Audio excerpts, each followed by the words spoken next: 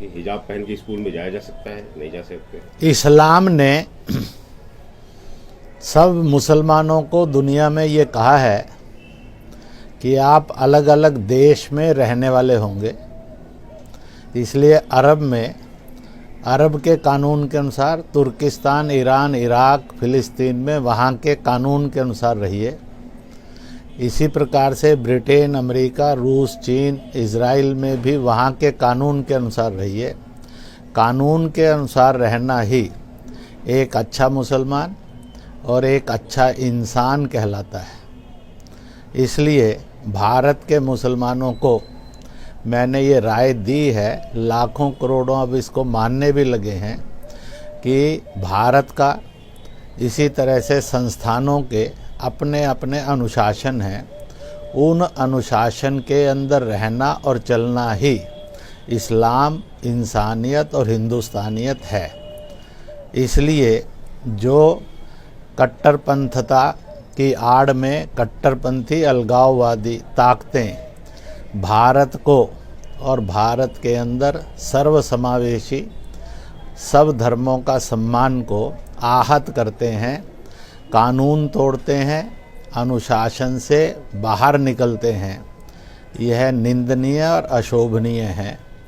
इसलिए मैं वहाँ के लोगों को कहूँगा, आप बच्चों के भविष्य और उनकी शिक्षा से नहीं खेलिए, वह बल्कि उनके अंदर अनुशासन, देश प्रेम तथा भाईचारा और सद्भाव लाएं और वहाँ के विद्यालय के कायदे कानूनों के अनुसार ही सबने आचरण करना चाहिए।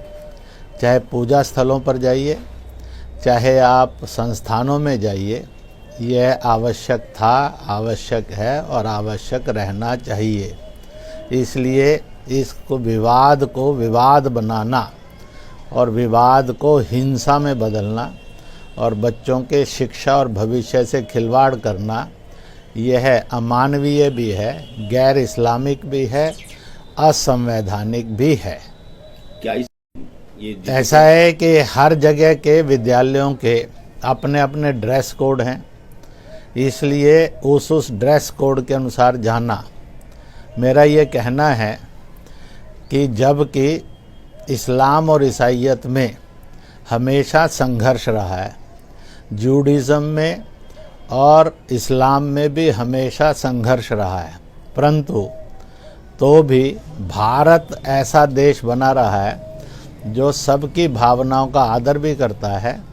इसी के साथ साथ वह यह भी अपेक्षा करता है कि आप जिस भी संस्थान में हैं, जिस भी सरकार में हैं, वहाँ के कायदे कानून और अनुशासन के अनुसार चलिए। तो क्या कहना है कि ना ऐतराज़ की बात है, ना पहनने की बात है। जो जहाँ के कायदे कानून हैं उसके अनुसार सबने चलना, यही सर्वाधिक श्रेष्ठ है। इससे सद्भाव भी रहेगा, अनुशासन भी रहेगा, इल्म भी रहेगा, यानी तहजीब भी, कल्चर भी रहेगी और इससे आपस का सद्भाव भी बना रहेगा। मुझे ये लगता है जो जहाँ का कायदा कानून है उसी के अनुसार सबने ढलना।